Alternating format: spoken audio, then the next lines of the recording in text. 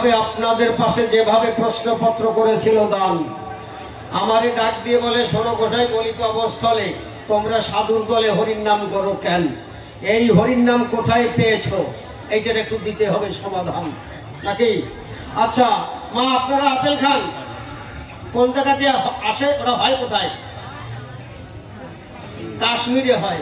আচ্ছা, হরির নাম কোন জায়গা হয়েছে? এই যে কিলো কিলো ধরিয়ে নিয়ে আপনারা খাচ্ছেন, কয়েকদিন ধরিয়ে জায়গা পাইছেন কোথায়? তো প্রশ্ন করে গেছে।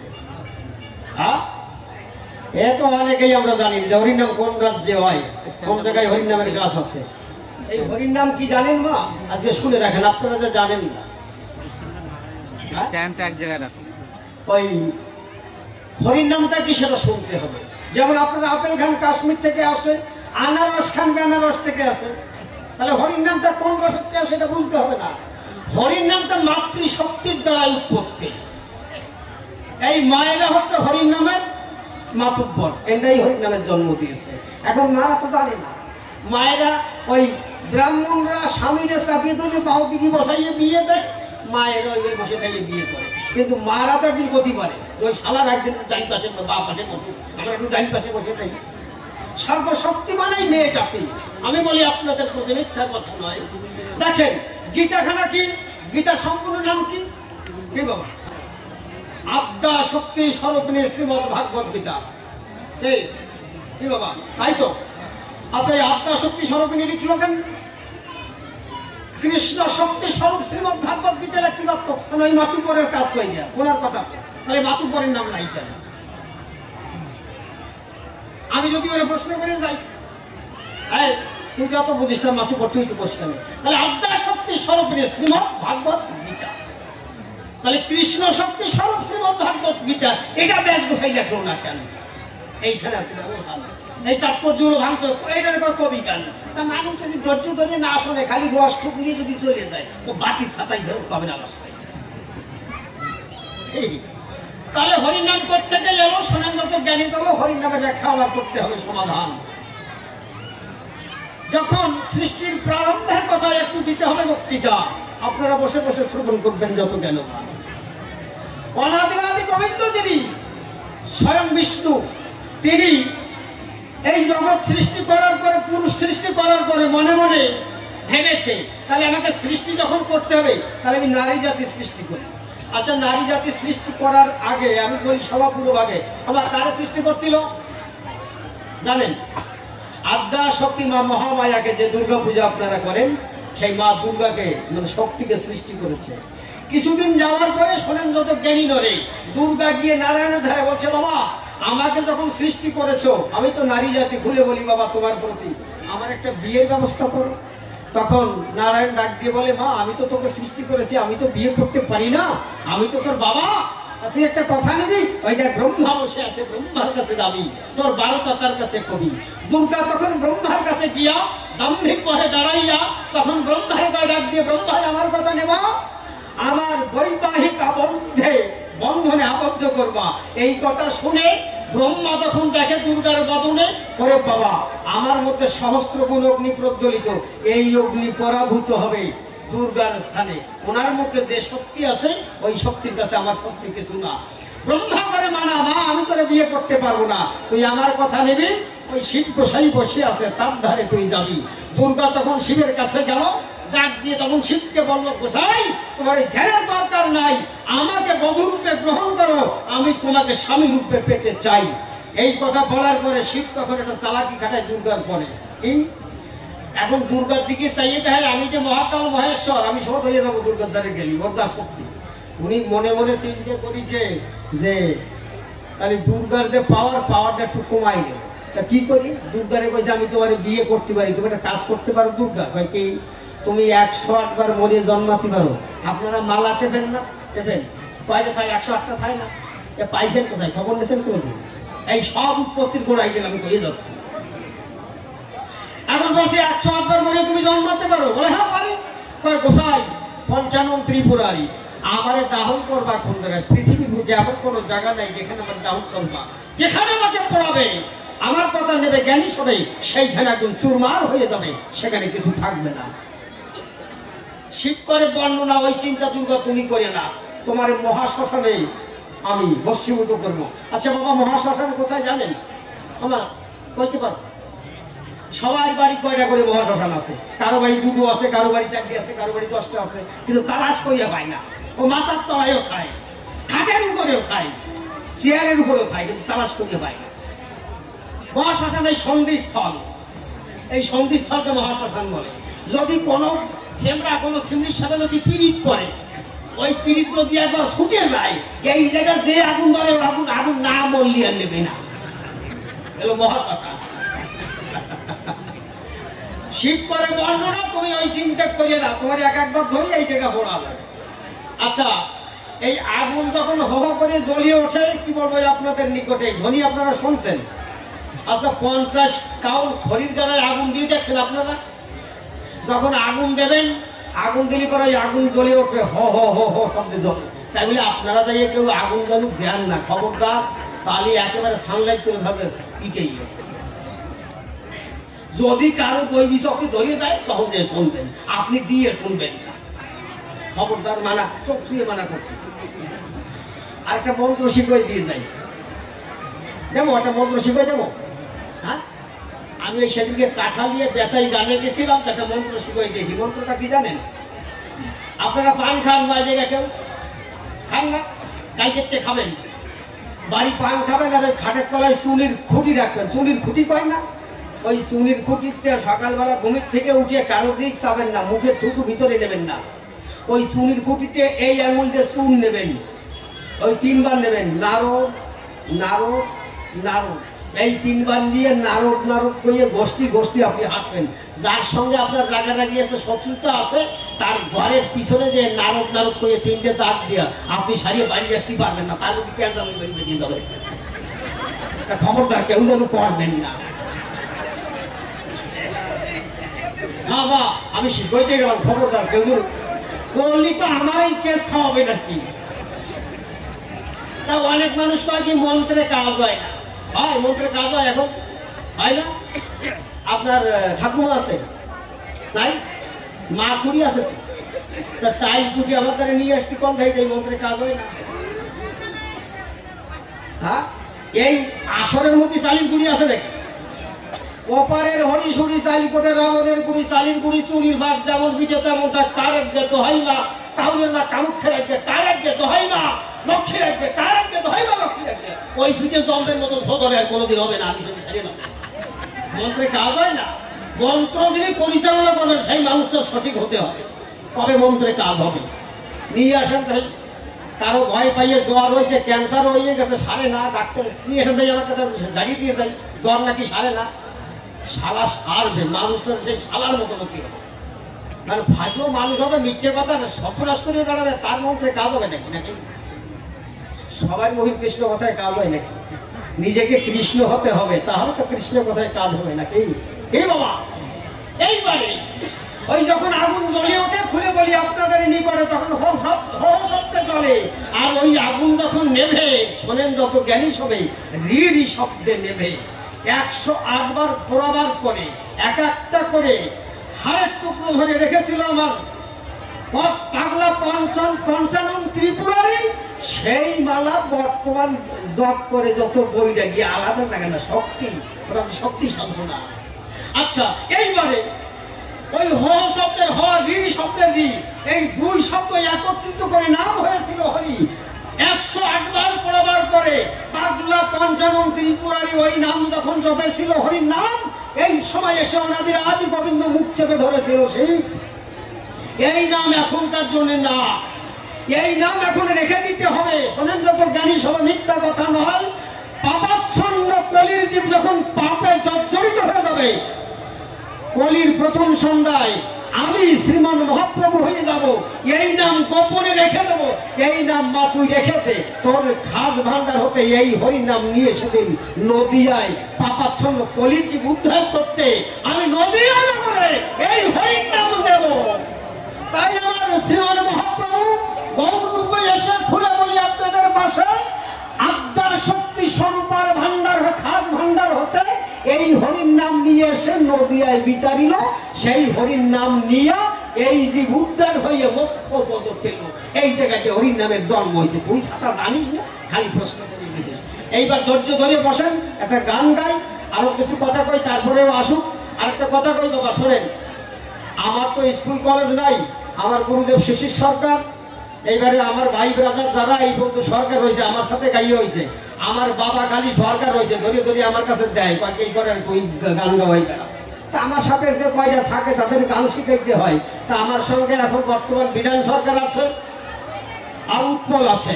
এখন বিধান সরকারে আমার গুরু ভাই রানাঘাট কুপাস ক্যাম্পে বাড়ি। আমাদের তো স্কুল কলেজ নাই, তাহলে আপনাদের আসলে ওই একটা ভালো গান করুক, দুই চারটে কথা বলুক নাকি? হ্যাঁ, তাহলে ওই দুই চারটে কথা বলবে, কার্তিক কি কথা বলে, ভালো গান গায়, ভালো ছেলে। আপনাদের এখানকার ছেলে যদিও মানুষ হয়, তাহলে আপনাদের তো অনেক পয়সা পাইছে দেবে। আমার মতন মানুষ আপনাদের এত টাকা দিয়ে আনতে হবে না। ওরে 15-20,000 টাকা পাইয়ে যাবে। হে হরিবল, হ্যাঁ হ্যাঁ বাজাও।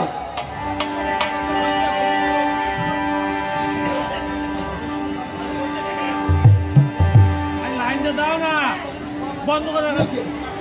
হ্যাঁ হ্যাঁ বলে লাইনটা দাও।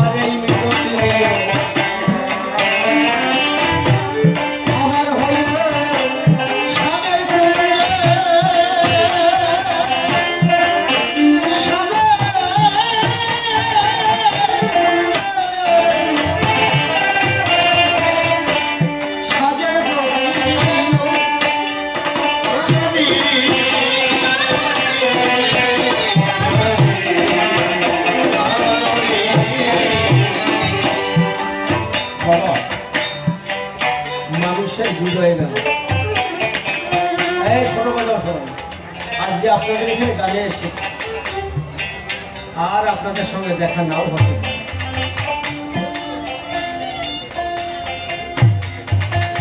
মানুষ আজ আছে, কালকে থাকবে না। যত সময় মানুষ বেঁচে আছে সে যেন নামের মধ্যে থাকে, নাম ছাড়া যেন সে পায় না। নামের মধ্যে থাকলে এখনকার এই যে দিন 2022 সাল না, 23 সাল হতে 4-5 দিন বাকি আছে। আমি অসিত সরকার হয়ে বলছি, এখনো অনাদিরাদি গোবিন্দ বৃন্দাবন ছেড়ে নরাকারে ধরা ধরে এখনো এসে দর্শন দেয়। ছোট্ট একটা ঘটনা শুনছি, এই শান্তিপুর নবদ্বীপ নদিয়া, বগুলাটা নদিয়ার মধ্যে না?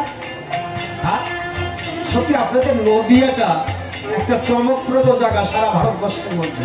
এত সুন্দর জায়গা আর ভারত ভূমিতে হয়নি। এই যে বিধানসভার ভোট গেল 21 সালে না, এর আগের বিধানসভা গেছে 15 সালে নাকি 17 সালে, ওরকম 4 বছর আগে 22 আর 4 18 সালে। এই বিধানসভার 2 দিন আগের কথা, এই বিধানসভার আগের কথা, এই বগুলায় কোন এক বাড়িতে এক ভদ্রলোক, বৈষ্ণব কৃষ্ণ ভক্ত, তাকে কেমন শুদ্ধাচারী ভক্ত, একটা ছেলে একটা মেয়ে, তাকে সুপরিবেশ মার্জিত ভাবে মানুষ করেছে। মেয়েটাকে প্রত্যেকদিন গীতা পড়িয়েছে, ভাগবত পড়িয়েছে, তার মধ্যে থেকে স্কুল কলেজ করেছে। ছেলেটাও তাই, উচ্চ শিক্ষায় শিক্ষিত হয়ে মেয়েটা ইঞ্জিনিয়ার হচ্ছে, কলকাতায় চাকরি করছে।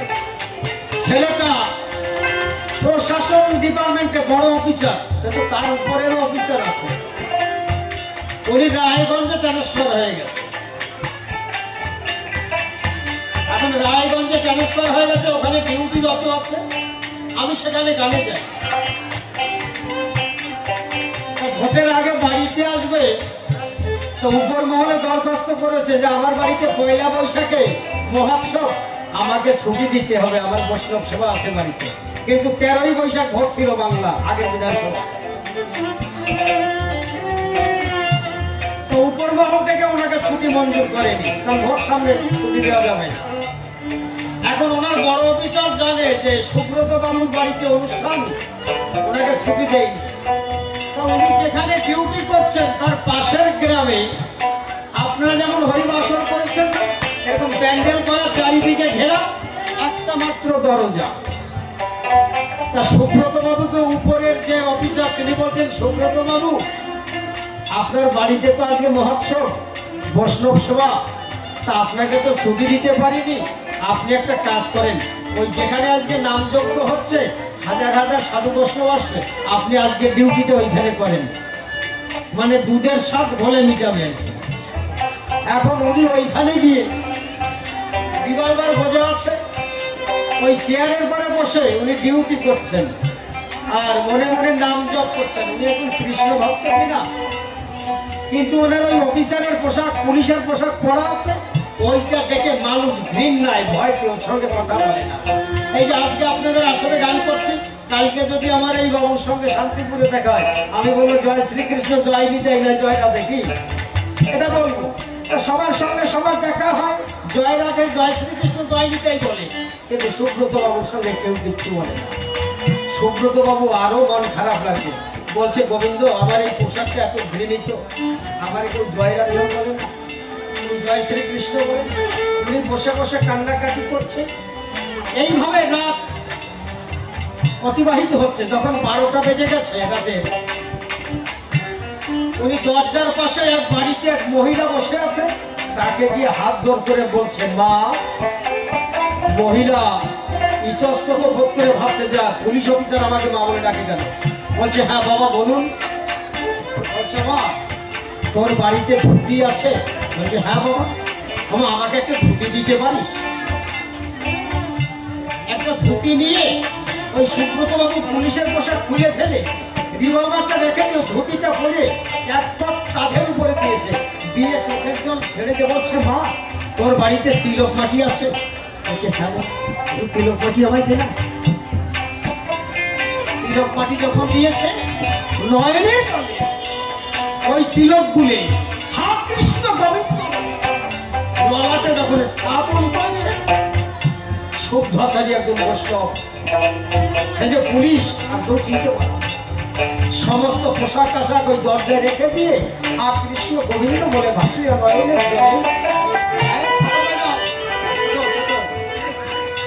যেখানে বৈষ্ণবের নাম করছে সেখানে গড়াগড়ি দিয়েছে, হা কৃষ্ণ গোবিন্দ বলে ভাসিয়া নয়নের জলে সাধুর মঞ্চ দিয়েছে গড়াগড়ি। একবার হা কৃষ্ণ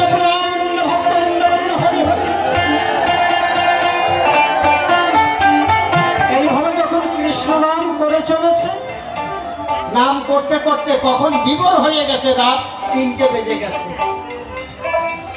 3টে বেজে গেলে ওনার আর খেয়াল নেই যে আমি ডিউটি দিচ্ছি। এবার উপরের যে বাবু সে মনে করেছে সুব্রত বাবুকে সকালে পাঠিয়েছি, খেলো কি না খেলো একটু দেখে আসি।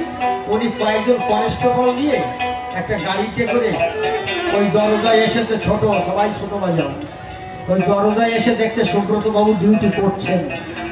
তা বড় বাবু জিজ্ঞাসা করছেন, সুব্রত বাবু আপনি ডিউটি করছেন?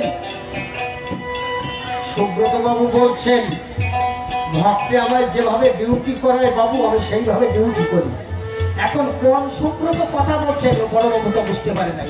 সুব্রত তো নাম বাসরে সে তো করে আছে, আরে আর এক সুব্রত মানে অনাদিরাদি প্রাণ গোবিন্দ আমার ভক্তের মান রাখতে লজ্জায় দাঁড়িয়ে বলছে, বড় বাবু ভক্তে আমায় যেভাবে ডিউটি করায় আমি সেইভাবে ডিউটি করি। বড় বাবু বলছেন, হ্যাঁ সুব্রত বাবু আপনি ডিউটি করুন, আমি একটু ভিতরে গিয়ে দেখে আসি বৈষ্ণবেরা কেমন ভাবে নাম করছে। ওনার মনটা ছোট বাজাও ওনার মনটা যেন মুচাটন হয়ে গেছে। উনি গাড়ি থেকে নেমে উনিও হা কৃষ্ণ গোবিন্দ বলতে বলতে যখন নাম বাসরে ঢুকেছেন, দেখছেন ধুতি পরে সুব্রত বাবু ধুলায় ভূষণিত অবস্থায় আছে। উনি তখন চমকে গেল যে আমি দরজায় সুব্রত বাবুর সঙ্গে কথা বললাম, এ কোন সুব্রত? উনি ওইখানে ভূত হয়ে পড়ে সুব্রতকে কোলে তুলে নিয়ে বলছেন, সুব্রত বাবু আপনি এখানে কত সময় এসেছেন? বলছে, বড় বাবু আমি রাত 12টার সময় আর থাকতে পারিনি। আমি কৃষ্ণ প্রেমে আপ্লুত হয়ে হা কৃষ্ণ গোবিন্দ বলে ভাসিয়া নয়নের জলে আমি বৈষ্ণব মঞ্চ দিয়েছি গড়াগড়ি, সেই ভাবে নাম করে চলেছি।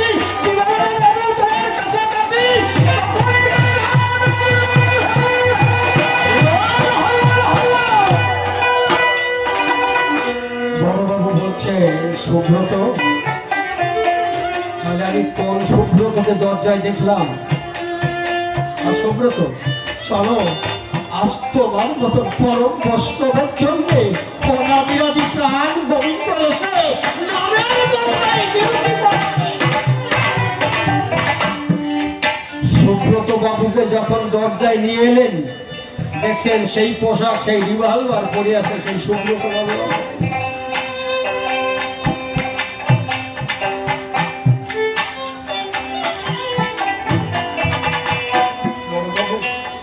সুব্রতকে বুকে জড়িয়ে ধরে বৈষ্ণবের সান্নিধ্য লাভ করে আমিও পরম বৈষ্ণব হয়ে গেলাম। আমি আর এই ডিউটি করবো না, আজ হতে আমি বরখাস্ত করতে পারবো। কি বলছে সুব্রত, এই জগতে বৈষ্ণবের চরণ ধরি ছাড়া জীবের গতি হতে পারে না, তাই আপনার একটি চরণ ধুলি আমায় দে না, ভক্তের চরণ ধুলি সর্বঙ্গ। তা সুব্রতকে কি বলছে, পরে দে